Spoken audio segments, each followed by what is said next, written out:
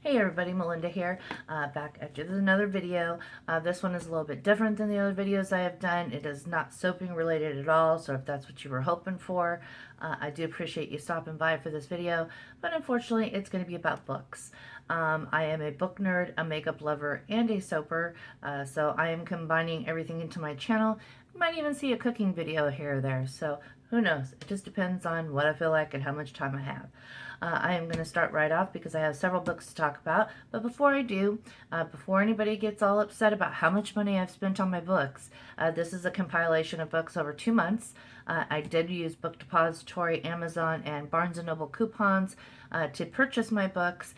And it is my money, so I can do with it what I want. I work hard for it, and this is how I choose to spend it. So if that's an issue for you, you don't need to put anything in the comments about it because there it is right there for you. I'm going to start out with Passengers. This is by Alexandra Bracken.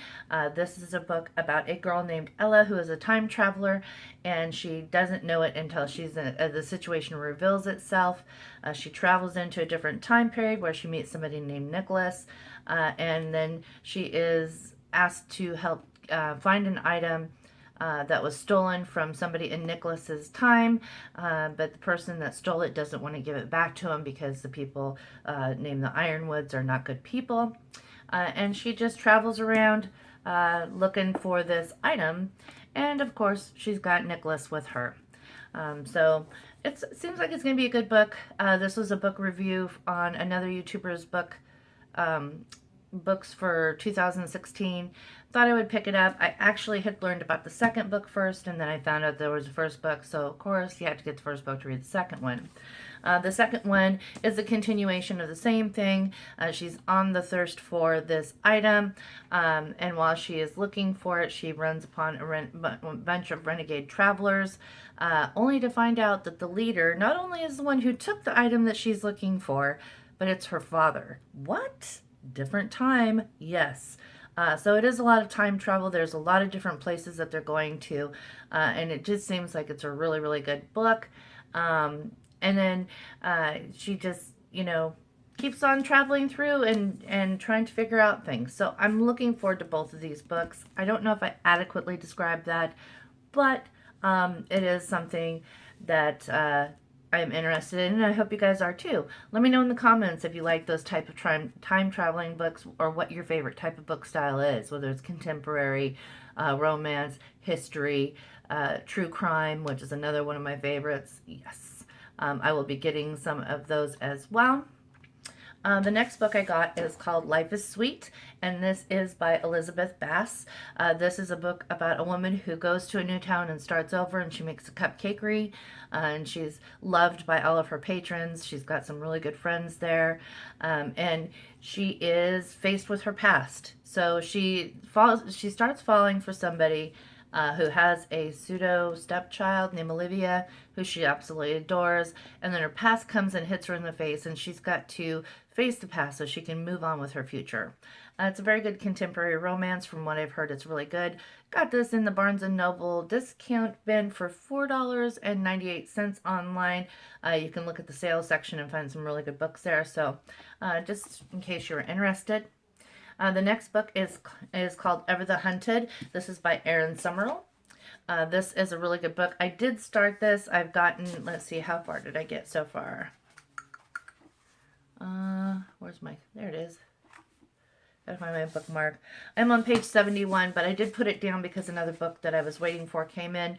But this is a book about a girl named Britta, who is all of a sudden finding herself orphaned at 17 years old.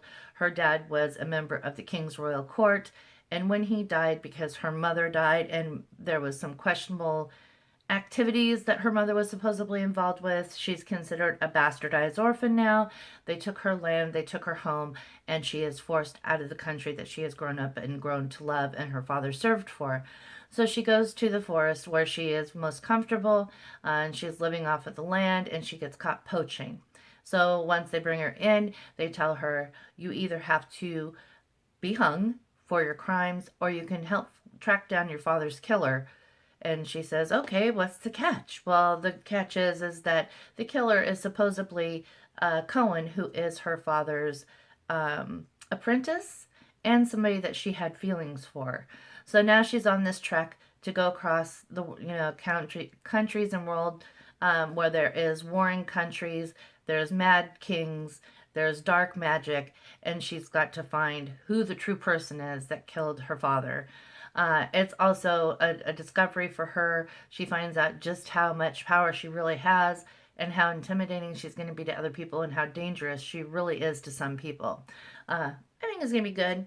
I love the cover of this. It is a beautiful cover, and I cannot wait to finish it. But I had another book come in, like I said, so I will be reading that first. The next book I'm going to talk about, I already read. I got to scroll up to my notes just to make sure. And this is Everything, Everything by Nicola Yoon. I read this book in 4.5 hours. Now, granted, I will say there is some short blurb pages. There is in here, let's see if I can find one, where she like puts the graph of her health and so forth. So there is some pages that are drawings and so forth. But it's a really good book. In this book, let's see, I gotta remember the character's name. Her name is Madeline. She is homebound after an accident where her father and her brother were killed. She contracts this rare disease and she is homebound. So she sees out the window that she's getting new neighbors and notices that there is a teenage boy named Ollie. And she starts to have some feelings for Ollie. She thinks he's really cute. They start communicating through their windows because their bedroom windows face one another, and end up talking through the computer and stuff. And finally, she convinces the nurse to let her have Ollie come over, and he has to decontaminate himself. It takes an hour, and then they hang out in the living room talking, and he goes home before the mom comes home, so she doesn't know. Well, eventually the mom finds out. She bans Ollie from ever coming over again. She fires the nurse. She does all these things, and Madeline decides that she's had enough. So she decides she's going to go out in the world, whether or not it kills her or not, because she wants to talk to this boy, Ollie, who she has very strong feelings for. And there is a plot twist in the book that was really, really good. I didn't see it coming until the very, very end. And yeah, I would definitely recommend this book. I'm going to be reading it again. I'm sure it will be one that I pick up and read every so often just because I thought it was very, very well written. It's a very fluid written book. So you can go through the pages and you just keep turning and turning. But yeah, 4.5 hours. Not a bad book. The next book is also a book by Nicola Yoon. And this one is the one I am currently reading. This is the one I was waiting to come in. This is about a girl named Natasha who is being deported. The day that in the book, the story, she's being deported that day, and it's about her strife that she wants to get out there and try to do something to prevent this deportation after her dad gets a DUI and they find out he's illegal and they want to deport him back to Jamaica. It has also got a character by the name of Daniel, who is a Korean boy who is held up to very high expectations educational wise with his parents, and the struggles that they both face, being from different nationalities, one of them being there legally, the other not, the universe against them kind of a story. And so far it's really good. I've only gotten about 45 pages in, but I really, really like this, and I will probably end up finishing it. I'm probably going to say I will have it finished by the 26th of January, because that is my birthday, and I will finish reading it on my birthday, if not before. So that is good. The next one I have is actually a 2-part book, and it is by Jojo Moyes. It is Me Before You and After Me. Me Before You is about a girl named Louisa who takes a job working for an ex-Mr. Universe by the name of Will. He's got an attitude. He expects to be treated with respect even if he treats you like dirt. Louisa decides she's not having that. And, you know, the conflict, opposites attracts kind of romance book. There is a movie on this as well. I'm not going to watch it until I've read the book because I never watch a movie if I haven't seen the book. I didn't do it with Eat, Pray, Love. I didn't do it with Gone Girl. And I'm not going to do it with this one. I will definitely get to reading this one. I'm probably going to read this one after I finish the one that I'm currently on and then go back to the Ever the Hunted book. The second one is a continuation of Louisa and Will, or at least the remnants of their relationship. She gets into an accident, and as she's healing, she starts to go to group therapy and meets a paramedic. And then somebody from Will's past comes up and changes the whole equation for her. I heard that this one is not as good as the first book. So I'm still going to have high hopes for it, but I know I'm probably going to be a little let down because it's not going to be the same as the first book. I heard that both of them are very fluidly written, but I'm not sure since I haven't read them yet. But I'm pretty excited about these. The last book, last but not least, is Slade House by David Mitchell. If you are different or lonely, you might just get an invite to this place by the Slade House residents. They do it like every 9 years, according to what the back of the book says. It's kind of like the Hotel California. You love it when you first get there. You want to come back, but you can never leave the place, kind of a thing. One of the reviewers said that it is a Dracula for the new millennium, a Hansel and Gretel for grown-ups, and a reminder of how fun fiction can be. I'm really, really having high hopes for this. They've got a lot of good reviews on it. I won't be reading this yet because there is another book that comes before it.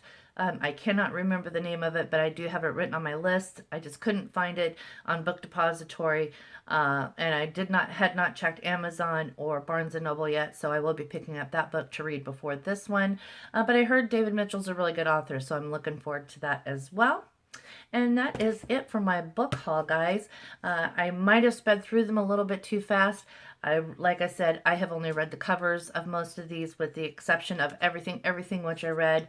And then, of course, Ever the Hunted that I started, and The Sun is a Star, is also a star. I really hope that Nicola Yoon comes out with some more books. I really like her writing style. It's like I said, it's very fluid. It's almost like Charlaine Harris to me. Charlaine Harris is an amazing writer to me. If you haven't heard of her, she wrote the Slade House series, which is what True Blood was based on. She wrote the Aurora Teagarden series, which has 13 books in it, which they've done some Lifetime movies on the Aurora Teagarden stuff. There's 3 of the Grave series books. There's 5 of the Shakespeare books, which is about Shakespeare, Georgia. I have written everything. I am Charlaine Harris. No, I'm not. I have read everything that Charlaine Harris has ever written. If you're into true crime, if you're looking for a good true crime author, I would recommend Anne Rule. She is one of my favorites. She writes about the Pacific Northwest crimes, or did. She just recently passed away a couple years ago. Really bummed about that because I really like her writing style. And also, if you like mysteries, her ghostwriting name was I believe it was J.D. Robb. It was her ghost name. So there's some authors for you guys to check out. And if you're looking for a good sappy romance, Nora Roberts is really good. And I will have some of those in future videos. I may talk about some books that I've already read. I'm not just going to sit here and talk about, 50 Shades of Grey, because everybody and their mother has talked about 50 Shades of Grey. You either love it or you hate it, kind of a situation. I have read some other books that are really off the wall, but really kind of awesome. Not off the wall in the sense that the stories don't make sense, but off the wall, it's not as well a known author. And I've also read things like Eat, Pray, Love. I've read The Help, things like that. So I may talk about those in other videos about books that I love. Fried Green Tomatoes at the Whistle Stop Cafe is probably one of my most favorite books ever. I read it before I watched the movie on that one as well.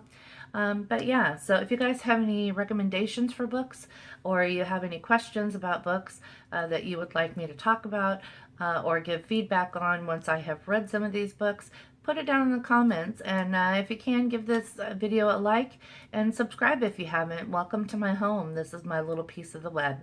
I hope you guys have a great day, and until next time, I'll see ya.